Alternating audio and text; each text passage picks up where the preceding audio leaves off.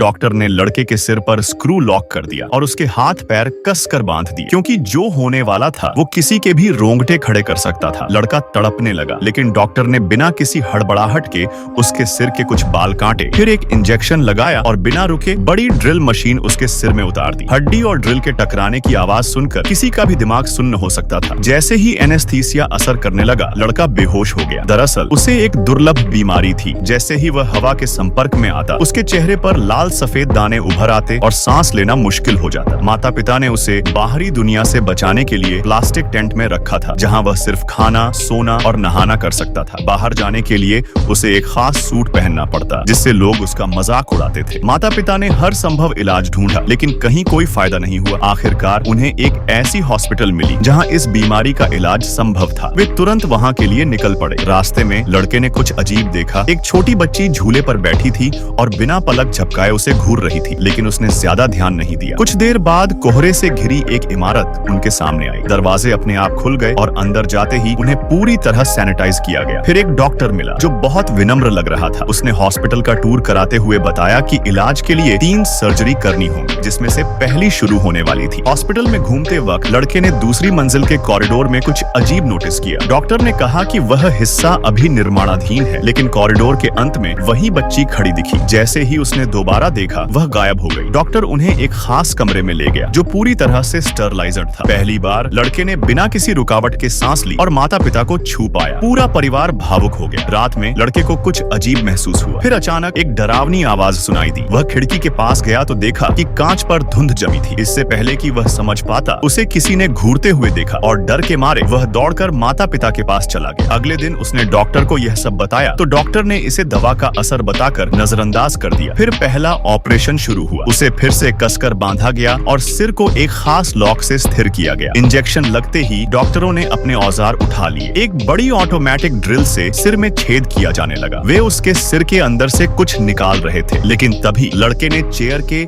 Metal backrest के reflection में कुछ ऐसा देखा जिसने उसकी सांसें रोक दी।